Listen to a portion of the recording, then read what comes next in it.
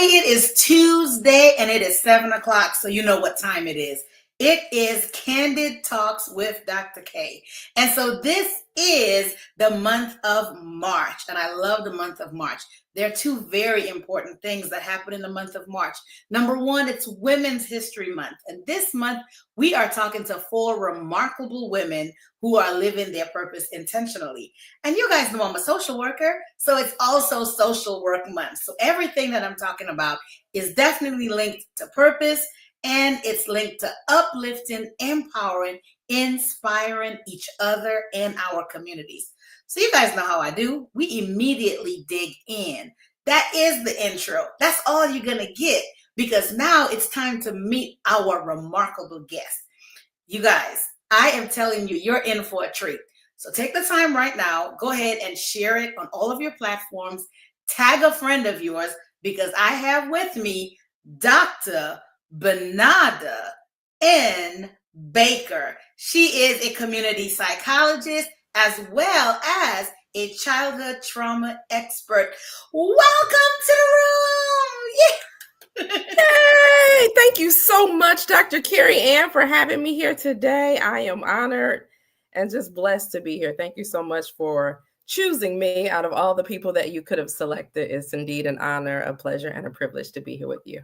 Oh my gosh, I am so excited, number one, to have you in the room with us today. So we're sharing to our platforms. So if we're not looking at y'all, it's because we're sharing it to our platforms, because you have to know what the talk is tonight, because I promise you, you want to know this. So go ahead and join in, drop a comment, let us know where you are listening from, and definitely ask questions, okay?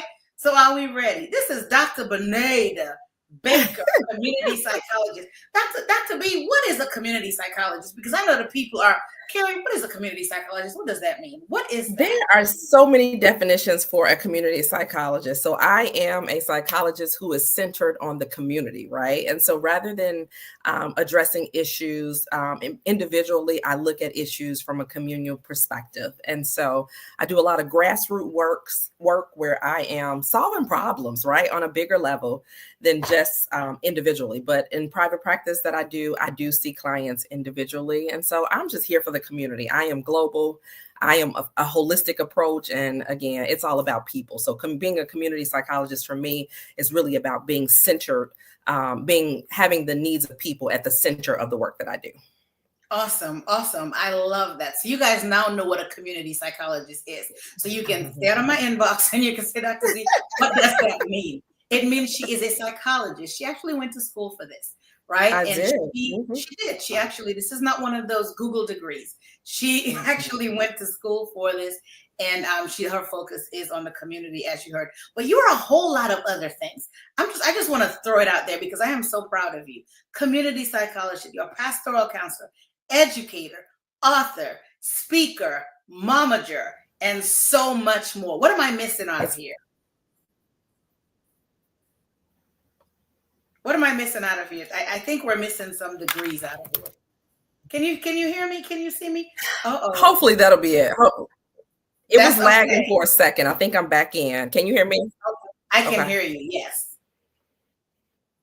Okay. Perfect. Can you hear me now? So I think you covered everything with all the titles. So if anything else comes, if I think of anything else that I do, I'll let you know. Just bring it in. Okay. Sounds good. Well, we're going to start. So Dr. Bernada, reflecting on your journey, because I wanted to touch on all of those things you are, because there's so many things that you do. Like, what was your journey? Like, when you have a reflect on your journey and you think about this past year, and I like to talk to people about post-COVID, because I think COVID has left us all changed, right? So, like, what has surprised you most about yourself, your journey, and all of the things that you do, and even where you are right now? I know it's a loaded question, but I'm just asking you, like, your journey to where you are in life right now, and just kind of tell us, where are you in life right now? So my journey that has led me to where I am exactly at this moment in time, it's been an interesting journey. So a little bit of background. I worked as a professor, a psychology and a business professor for 16 years. During COVID, just like yourself, probably, Dr. Carrie Ann, I was confined to the classroom teaching 4-hour courses. via the internet. And once COVID was over and it was time for faculty to, get back into the classroom, I decided that I was not returning back to the classroom. And so there ended my my employment, my time, my tenure in higher education. And I have not looked back, because I had 16 amazing years where I was able to really cultivate, curate the minds of my students. And so I still have very strong relationships with my students. I still have students from my very first class back in 2007 who still keep up with me till this day. And so yeah, so after doing that, I've always done private practice. So I've always seen clients as a pastoral counselor, as a psychologist. And so I still do private practice. My daughter is an entertainment in the entertainment industry. So now I have transitioned to a full-time momager. And so everything has happened so fast post-COVID. But I wouldn't trade it for anything in the world. I would have never thought that I would be one who was like, I'm done with higher education. I've served my time. I paid my dues, because I love being in the classroom. I was absolutely amazing in the classroom. It was the beat of my heart. It was my passion, my mission. But at this season of my life, I feel like I completed that assignment. And so it's been an interesting year, to say the least, definitely full of many, flips and turns and hurdles and mountains to climb, but I'm grateful for the opportunity to have landed exactly where I am in this day and time. Okay, definitely. So it sounds to me like you had to be resilient. Leaving, because I remember, and I don't know Dr. Bernada personally, but we have found this kinship through social media that we've met. And I remember you would share a lot of posts in your classroom, and Bella and your daughter was just a baby in the classroom, just a baby. I was like, this baby is in the classroom trying to teach. And so coming from that to where you are right now, how has your faith or your resilience played a part in taking you from journey to where you are right now? So resilience, I think I might change my first name to Resilient, because I feel like if there was a test to have passed in the last year, I have surpassed that with flying colors. I didn't do so well on the ACT when I was in high school, but this faith test, I think I aced it at this point. Okay. I was working in corporate last year. I failed to mention that I was working in corporate, and I was laid off from my full-time corporate job in HR. And so the last year was definitely unexpected. But when I tell you, I actually celebrate a year this month of being laid off. I was on my way actually to go see Oprah that day last year. The HR called me and they were like, hey, Bernada, we're doing a layoff, reorg, we're calling everybody back into the office. You opted not to return back to the office, so your role will be eliminated.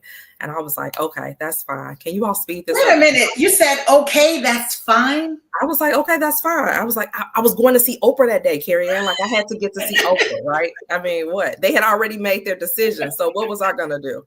I needed to go see Oprah. So as I was walking into the Oprah taping, I'm on my phone and I'm like, hey guys, like I just got laid off. I was just informed, Monday will be my last day, but I'm walking in to see Oprah. She might not offer me a job today, but I do believe that my purpose and my destiny is somewhere tied into this industry or this experience. And so faith has been what has sustained me, because again, when you're a very career-oriented woman like myself, very goal-oriented woman like myself, entrepreneurship is hard, if you will. Entrepreneurship is hard, especially when you are not married, and I am not married.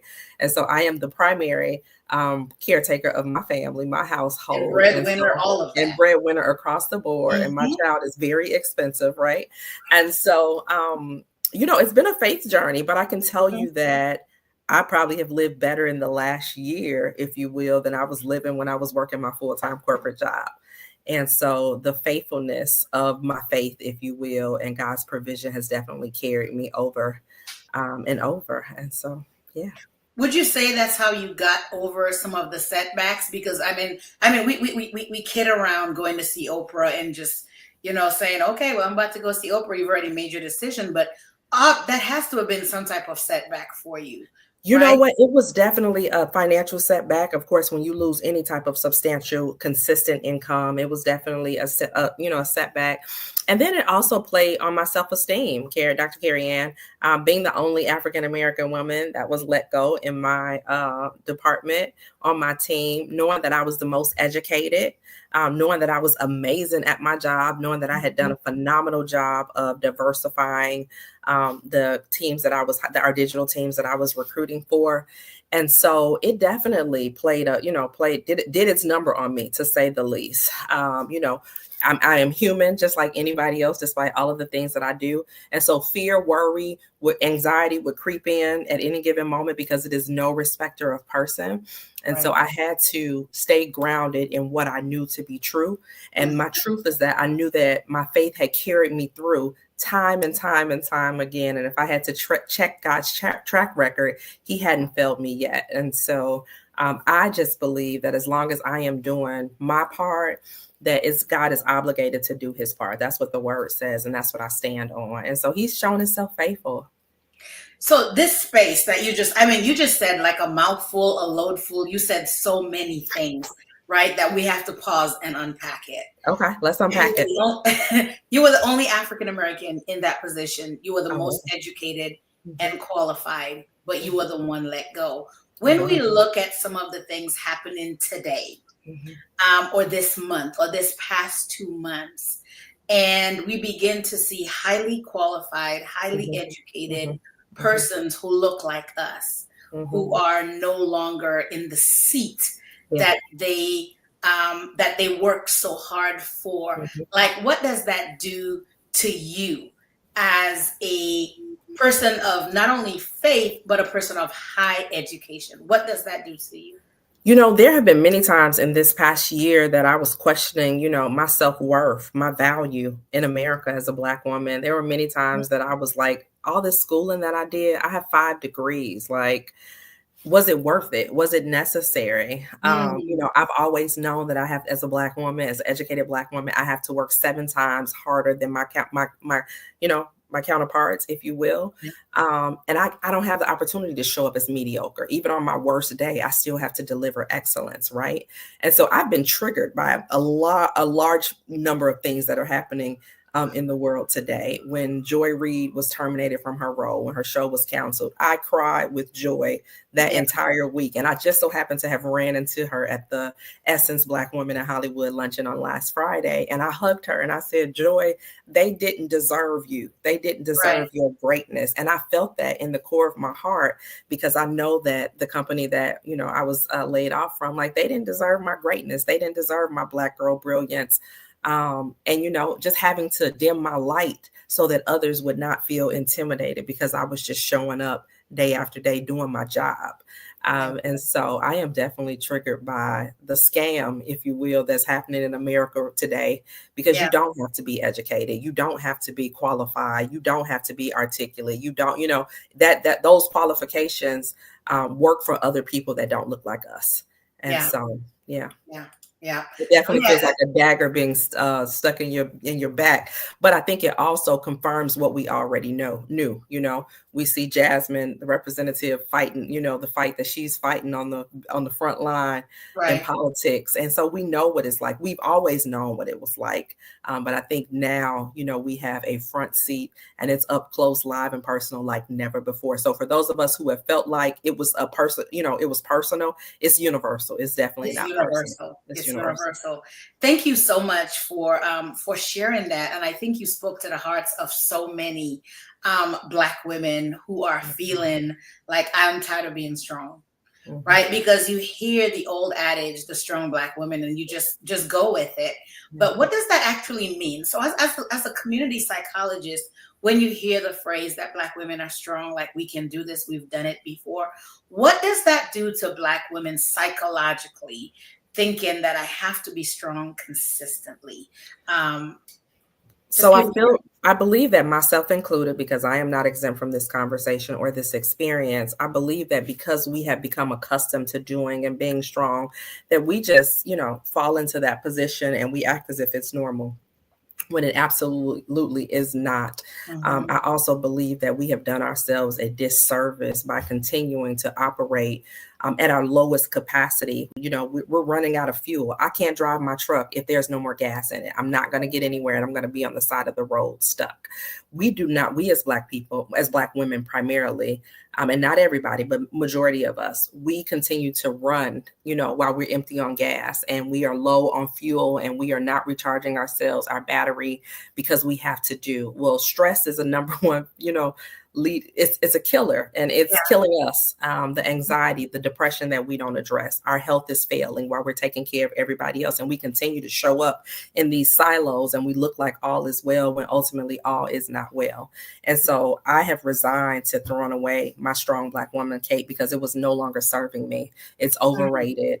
You know, over functioning, high anxiety, successful on the outside and struggling and barely surviving on the inside. It's just not the life to live. And so I've had the opportunity to counsel many C-suite executives who look like me, who are flourishing in their corporate jobs or whatever role they play in, but behind closed doors, they are silently suffering. And so I would encourage any Black woman out there who is who's bought into the Black woman, the superwoman cape, and, you know, the strong Black woman cape. That is not a title, if you will, a badge of honor to wear, because I don't know that I can speak for anybody else, but as a Black woman, I'm tired. I'm an exhausted Black woman. I'm an emotionally depleted Black woman. I am a tattered Black woman at this point, not only because of what's going on in my personal life and my professional life, but by what's going on in the world. And so hopefully, you know, let me normalize the fact or the truth that the strong Black woman, Kate, my grandmother was a sharecropper in Mississippi. She picked cotton. At this day and age, I don't feel like I should have to work as hard at, you know, with picking cotton, but the fights that we have, we're still, you know, in very similar situations where we are fighting for survival, fighting to be seen, fighting to be heard, fighting to be valued in these spaces that really don't value us. And so, wow. This is, I am at a loss for words, because I think a lot of what so many Black women have been feeling and have not had the words to say, that you gave voice to it today, and validated a lot of feelings, a lot of unspoken hurts. And so I want to thank you for that. Number one, I want to thank you for that. And so with that said, how do you redefine success? Like, does success still look like the 5 degrees on the wall and the 6-figure salary and all of the events and all of it doesn't. No, it absolutely doesn't. And it's amazing how life can just change in the blink of an eye. I became a mother later on in my life, if you will. And so now, as a perimenopausal mother to an 8-year-old, success that for word. me, I have to that right there. I'm sorry, I'm done. I got you. That word right there. Listen, if you're just joining us now, I am talking to the Dr. Bernada Baker. She's a community psychologist, an author, and all of those things. And we've been talking to her about her lived experience as an entrepreneur, as a professional in the field, and so many things. But she just said a topic, y'all, that we need a whole other show for. And that is the perimenopause, the menopause, the things the aunties and our mamas and grandmas did not talk about. Did you hear that show? It's coming. So talk to me. So you became a mother. You're now perimenopausal. I'm perimenopausal. My 8-year-old feels like a whole 16-year-old. She's 7 kids in one. Like, people are like, is she only child? I'm like, only. She's 7 kids in one, and she has a dog. The dog is 3 kids, so that's a total of 10. I'm done. But I said all of that to say, success for me at this age, I will be 45 in October. Success for me is learning how to successfully make a peanut butter and jelly sandwich, Dr. Carrie Ann. Like, there was no way 5-10 years ago you would have told me that I would not be on a 10-year track to becoming a HBCU college president or something along that line, because I was sold out for higher education. I was sold out for doing the right thing and showing up and proving myself. And I'm PhD and this, that, and the other. And then once life shifted, when COVID hit and when my values became redefined, if you will, Right. and then just aging and motherhood and all of that, everything just changed. And so I think for so many of us, our parents stayed in jobs forever, right? So my dad, retired from one job after like 35 years or what have you. Our generation doesn't necessarily do that. We don't necessarily subscribe to that. And so I had to really relinquish and surrender the clutch, if you will, that I had been holding on to my dreams and my goals, because they were so attached to my identity, right? So when people are like, now, Bernada, what's your goals? I don't have none. To take Bella to the park. That's all I got. Like to stay cool because I'm hot all the time, because I'm perimenopausal. Like to lose this weight that I've gained that doesn't, these pounds that don't belong to me. So my goals have been redefined, and I'm actually at peace with them, because after being someone who was so highly driven, went to school for what seemed like forever, 20 years straight out of the gate, worked hard. Not only was I redefining my own career path, but I was helping students define their career path. And so when students reach back out to me today and they're like, Dr. Baker, remember you told me this, or can you write me a letter for this, or this, that, and the other? I'm like, I did the Lord's work. I was doing the good work, right? And so having a moment to breathe and really focus on my child, it's been an amazing experience. And I'm grateful for the opportunity, because I've lived a great life. Like I'm well-traveled, I've lived in various cities. I've done various things. I've sat at the table, with the CEO as well as the janitor, and I can cater to both. And so if I was to leave, tomorrow, Lord forbid, knock on wood, I've done a great work in the earth. And so I think that we as women have to be okay when seasons change, and we have to be okay with embracing the shift. And sometimes your shift is not identical to what it once was. I'm not who I was when COVID hit in 2020. I'm evolving. And I think the evolution of who you are becoming in various stages of your life, sometimes we have to learn how to surrender and to just let go and go with the flow. And so I no longer like to say I'm going through, I am growing through whatever the obstacles, whatever the situations, whatever the challenges, whatever the mountains are, because I know that as I grow, every level is taking me higher and higher, and it's building a better me. I love that. I love that. Growing through. You're not just going through, because sometimes when you're going through, you're not going through it well, right? But you're growing through it. That means you're learning, right? You're learning, you're changing. And so I would say, so that kind of lends a question to about identity and self-worth. So you mentioned that you kind of struggled earlier on in our conversation.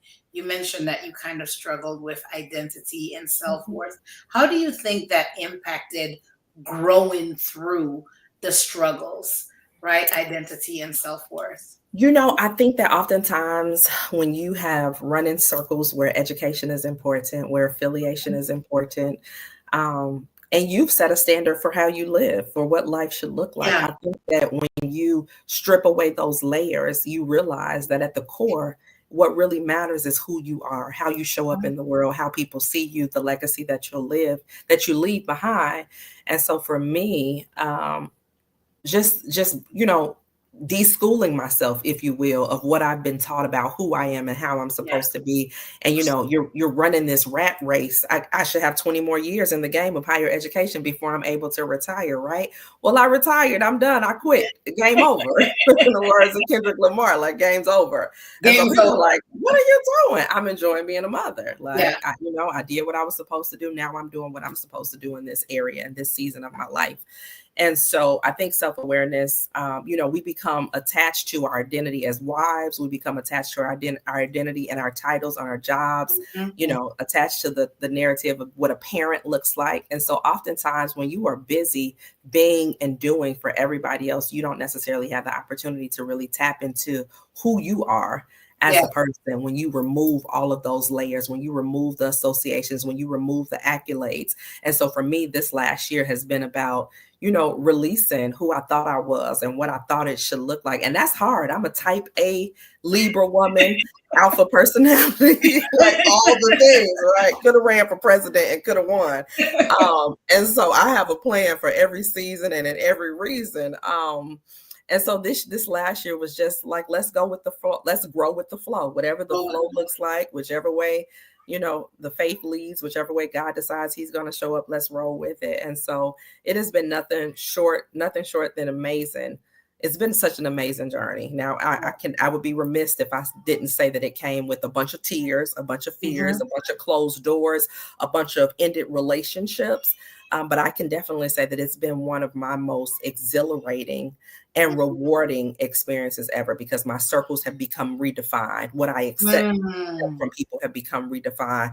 How I'm willing to show up for people, what I tolerate from people, what I desire, all of the things. And so I think, when you have the opportunity to really sit back and to look in the mirror and you remove everything that has helped you proclaim your identity, it's important that we get to the core of who we really are and what really matters the most to us. Yeah. A phrase that I say often, and it's a phrase that I got from one of my mentors, is that I'm no longer aligned with places, people, and things that are not tied to my destiny. And it sounds like that's essentially what you said, that in your growing through difficult situations. And so what looked like a setback was actually a setup to properly align you to God's divine plan for you. Oh, wow. I love it. I love all of it. Thank you so much. I mean, I really think that somebody is getting. I hope so. I hope this transparency and this vulnerability that I'm sharing on today is really, planting a seed into somebody to be okay, to encourage your heart to be okay with the shifts of life. Every storm eventually has to run out of rain. And so wherever you are, oh my gosh, I love that. It has to run out of rain. So it's, trouble not going to last always. And whatever obstacle, you couldn't have told me that a year would have passed and I would have, not been dependent on my regular income and all of those things. Again, Bella and I have not missed a beat. Thank God. We've still been able to travel. We've still been able to crew. I mean, we've lived a good life. And so sometimes rather than, I'm so used to writing a plan, writing the vision and making a plan and playing and having a strategic plan about how I'm going to execute it. This year, my faith has forced me to sit back and watch God work. Wow. And so I think that when you are forced to sit down, if God needs to sit you down, he will. If he needs to reroute your plans, he will. And so my yes has been a surrender, a total surrender. And I couldn't have cooked up a better set of plans or adventures for myself than what has transpired over the last year and a half. Thank you. Thank you. Thank you. And so we have Tiffany Treon, who said very encouraging. We got Tasha Faison. She's saying, hi, Tasha. And so, guys, thank you so much for tuning in. And I know on the replay, we're going to get a lot of others tuning in as well. If you are just coming on with us right now, I'm talking to Dr. Bernada Baker, who is a community psychologist. She's sharing her journey as well as some of the setbacks, challenges, but most definitely the setup for the win. And so just segueing right now to your momager. You says that you are a momager of a very precocious 8-year-old. You tell us a little bit about Bella before we let you go. Who is Bella? What is Bella about? And what is next for Bella and you? This little Bella Scott Baker, I don't know who she is. I don't know where she came from. I swear she is my grandmother reincarnated, just based upon the things that she says. She just turned 8 years old. She is definitely my greatest unexpected blessing and my just my muse, if you will. And so when she was a baby, we would be doing photo shoots when she was a baby, and I'd be like, come on, do what you got to do. I'm Tina Knowles around here. Lo and behold, I am, walking in Tina Knowles' footsteps on this day. So Bella she's homeschool #1. So that requires all of my time and all of my patience and a great. You're doing all of this and homeschooling Bella. All of this. So I'm in the middle. I'm in the middle of seeing clients. Bella, are you on chapter 7? Bella, read your 40 pages in your book. All the things, right? And then the mom guilt sets in because she's homeschooled and because I'm working all day. So by the time I log off, I'm like, let's go to the park because we got to go outside because you got to get your, so doing it all of it. But Bella is a very precocious little girl. She's an amazing scholar. She is gifted beyond measure. When she was 13 months, I had her tested for IQ and everything. And she tested as a 5-year-old IQ wise. And so Bella has 13 months. And so Bella has been, explosive from day one, if you will. Right now, she's just finished taping with the Abbott Elementary for season 4. So she was a student in Mr. Gregory's class. She dances with Debbie Allen for the Debbie Allen Dance Academy. What else is she doing? She's been a child expert on the Jennifer Hudson show. So I listened to Bella's advice. I have to stop you right there because I was watching the J Hud show and I'm like, is that Bella? What is Bella doing on there? Bella was giving love advice. Love advice. Love advice. And then Bella is a mess. So Bella is a regular on the Jennifer Hudson Bella show. is a regular. I'm the one that with the PhD and the student loans, right? So when my phone rings, I'm thinking that the Jennifer Hudson show is calling Dr. Baker. But they're like, is Bella available? I'm like, yeah, Bella's available. So Jennifer Hudson is calling you to talk to Bella. Get her there. And so everybody's like, does Bella have an agent? I'm like, no, I have been Bella's agent. Bella has not had an agent in the last year. I've been doing everything. And so she's an author. She wrote a book last year. She has an upcoming book signing upcoming. And she's just a little busy about it. Now she just got a new puppy. Jennifer Hudson, told her to go pick out a puppy. So now she has a new puppy. And so I'm busy. So wait a minute. So Jennifer Hudson got Bella a puppy. They got Bella a puppy. So Bella go pick out her a puppy. And every day since that show aired in November, Bella has been asking me about a puppy. So I held off for as long as she would allow me to. And I finally gave in on Saturday and went and picked Bella up. Yeah, she tells me all the time, Mom, she's always trying to send somebody some money. Mom, just Zelle them $200. Mom, I'm like, Bella, what are you doing? You don't even have access to your little money. It's in your Coogan account. So Precious Goldsmith says, tell Bella she needs to put you on the payroll. She needs to put me on payroll. She does tell me every day, Mommy, I'm going to take care of you. And she's like, Mommy, do you need anything? So she is a precious little grateful baby. I couldn't have asked for a sweeter little baby girl. So, and one day we're going to have you come back and talk to us about you and Bella's story. Thank you. That's such an amazing story. Dr. Bernada, thank you so much for joining us here on Candid Talks. Y'all, we were just talking candidly about going through setbacks and how oftentimes it's really a setup from God that if you just trust God and surrender your will for His, things usually work out. They do. Better than what you could have expected. Better than what you could have expected. And so Dr. Bernada, I'm going to let you have the last word. If you just kind of talk to us about how can someone connect with you if they are looking for a psychologist, a community psychologist, or if they would like to book you for their talk show, their magazine, their something. How can we get a hold of you? You can contact me at www.bernadabaker.com. If you Google me, you can find me as well. And I am on IG at Dr. Bernada Nicole. And yeah, you can reach me. And if you can't reach me, reach out to Dr. Carrie Ann and she'll find me for you. So you guys here at www.drbernadabaker.com. Y'all just Google her. She's Googleable. I'm Googleable. She's Googleable. Again, thank you so much. I just saw you on an Oprah's menopause show. So we can have her come and talk about menopause. Y'all, if you want her to come back, just go ahead and drop it in there and tell me to bring her back. Are we talking about Bella or are we talking about menopause? Or do you want to talk about both? Let me know what you want to do, but she's definitely coming back. And that childhood trauma topic is very is trending right now as well, Carrie Ann, because a lot of us were impacted by our childhood and we don't understand the impact of the trauma that was caused. So there's so many things we could talk about. There's so many things. And you know what? Next month is actually Child Abuse Prevention Month. Okay. So I say in April, you come back and we talk about childhood trauma and we make it a longer show so we can really help free some people. Because some people are still caught in their trauma. Oh my Lord, look at the people are chiming in. They say bring her back on all the above. Bring her back on both. Awesome show. Okay, so you gotta come back. She's coming back. I'm coming back. I am coming back.